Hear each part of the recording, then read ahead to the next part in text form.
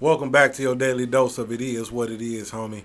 And today I'm not finna throw no rocks, man. I think I'm gonna try to give y'all some knowledge, wisdom, and understanding, man. Especially about being out here in the Philippines, bro. We got a young man out here by the name of Eliot Eastman, 26 years old, man. He was kidnapped on October 18th of this year, man. Kidnapped, man. To his parents, I hope that you guys find him. To Elliot, man, I hope that you safe, man. Bro, there's a lot of red flags, man. I'm doing a little research on the story today, you know, trying to make sure I got all my facts together for the most part or whatnot. But man, there's a lot of red flags, man, and I want to go over those red flags with y'all so y'all don't make the same mistakes while y'all out here, all right?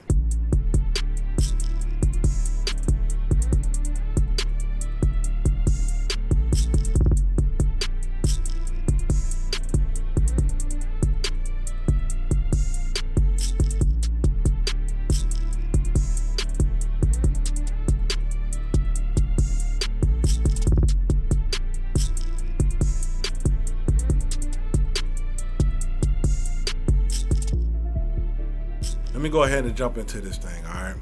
First thing I want you to understand is words have power. What you speak out of your mouth can potentially manifest into real life. I want y'all to get a clear understanding of that. This young man on his videos, he presented himself in such a bravadish way. He had so much bravado about being where he was at in Zamboanga, Mindanao. If you don't know anything about Zamboanga, Mindanao, that's down south. You don't play out there. That's not a place where you play at. That's not a place where you pretend to be something that you're not because you're from the States. You're a target at that point down there. Okay? You guys need to really understand that this dude is naive. You can see in his videos, and I'm going to put a link to his channel into the description box. You can see in his videos how naive he is about the dangers of life, especially where he's at.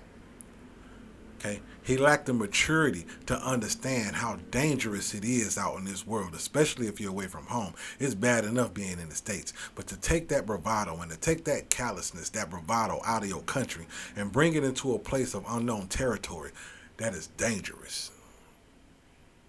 That is dangerous. You can tell that this man has never been outside of his country.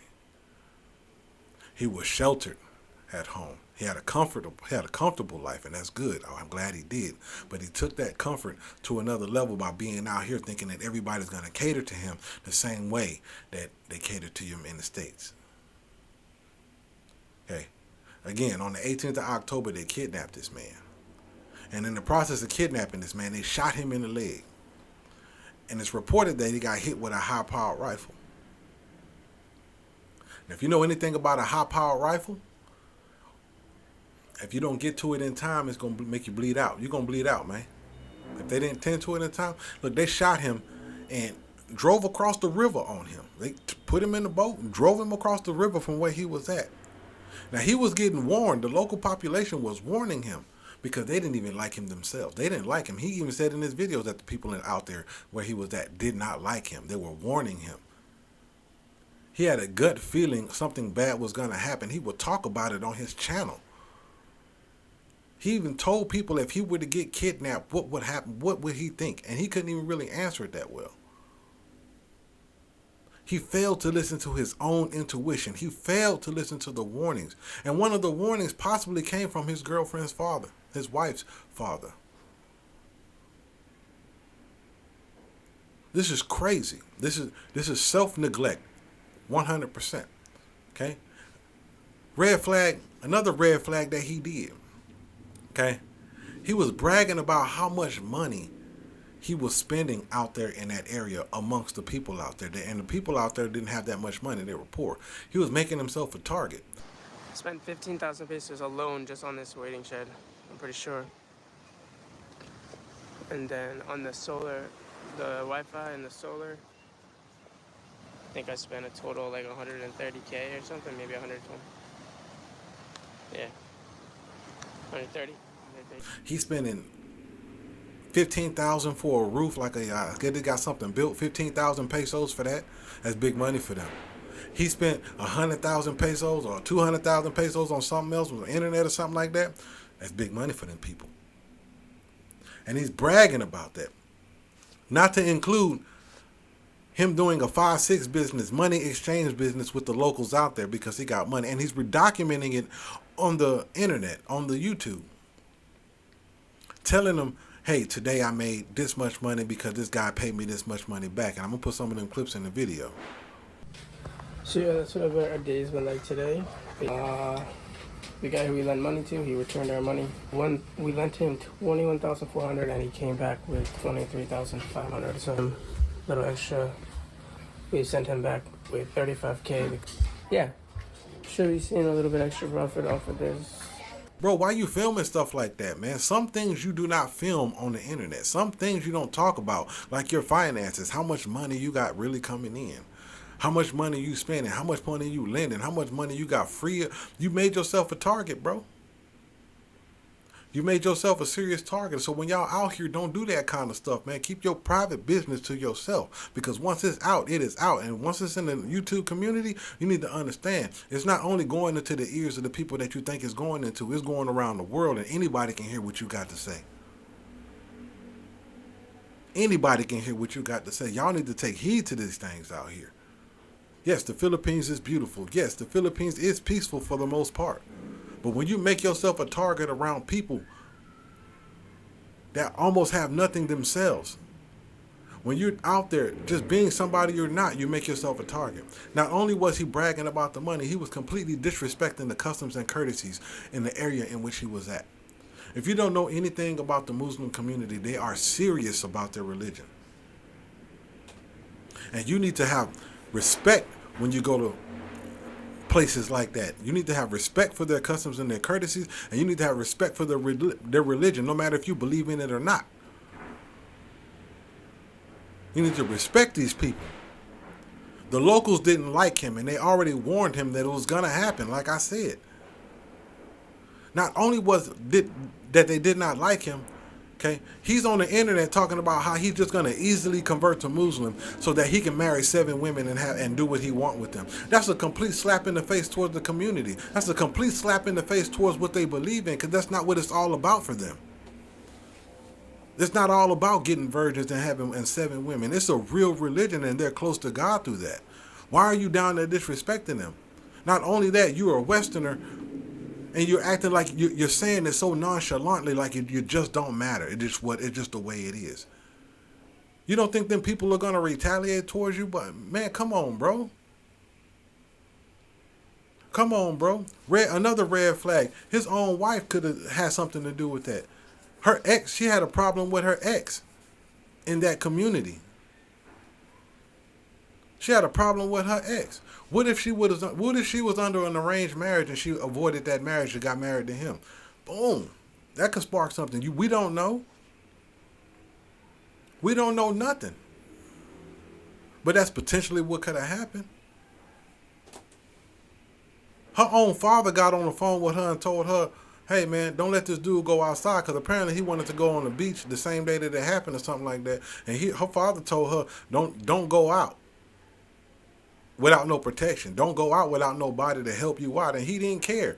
He was so nonchalant. And on top of that, his own wife, now if she's a Muslim, she's on the internet without her veil, without her hijab.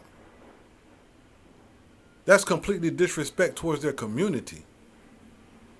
It's almost like he westernized his wife in the community which she was raised, completely disrespecting them. Red flag. High profile target at that point.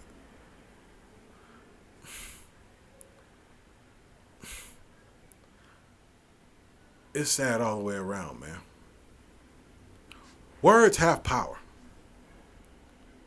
This man is on internet talking about how if he gets kidnapped, what he would do, how he would feel. It's almost like it's part of his everyday life. I guess it's something it boosts. I don't know what that's about, but it says it a lot. And again, those words have power, because guess what? Those exact words manifested in his life. You guys need to come out here with your morals intact. Don't come out here disrespecting people and their customs and their courtesies. Don't come out here disrespecting their religions. Don't come out here disrespecting anything that they are about. Because let me tell you something. When the community gang up on you, the community gang up on you. If the community knew something was going to happen to him, and he knew something was going to happen to him, he said he felt it. You already know that's bad blood. That is bad. He went down there, this young, bravado-ish, callous, brave, naive young man. Now the FBI's on a search and rescue mission for him because he failed to take heed to the basic warnings. You can tell he ain't never been outside this country. Because when you travel outside your country, you got to be on your best behavior. You treat people the way you want to be treated. Don't go out there belittling these people by your actions. You ain't even got to say nothing to nobody to belittle them. And here in the Philippines, they don't even confront you when they got a problem with you. They just watch you. And when they watch you, they plot on you. And when they plot on you, they execute. You ain't going to even know when it hit. It just going to hit. And when I say they gang up on you, they gang up on you. Especially if you're disrespectful. To his family, hey man, I hope and I pray that y'all find some closure. I hope that he's alive. I hope he's okay. And I'm going to keep him in my prayers tonight along with the rest of my family. Okay. If you're alive out there, Mr. Eliot Eastman, if you're alive out there, hey man, I'm sending you my prayers, and I hope that you can get up out of that. I hope you can get up out of that. All right, but I'm gonna be honest, it ain't looking good.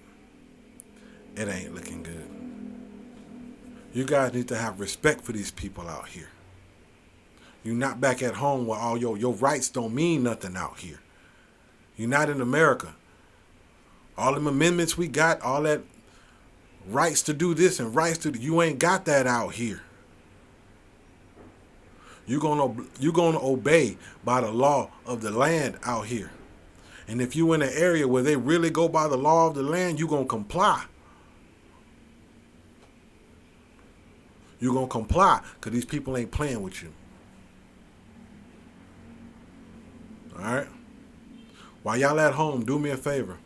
Hug your loved ones. The people that are there with you right now, you turn to them and you tell them that you love them. You turn to them and tell them that you're thankful that you get to see them today.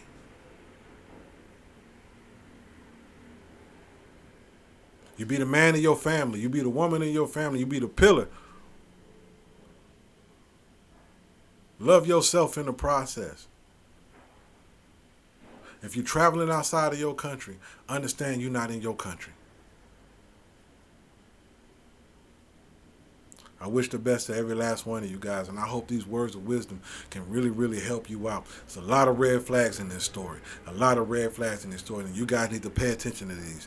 These are some tips that I'm giving you guys to stay alive and to stay out of stuff. All right? Until next time, guys, holla at your boy, man. Peace. And again, don't forget to love your family. Tell your family right now that you love them. This is a serious situation, and I don't want this to happen to y'all. All right? Holla at your boy, man.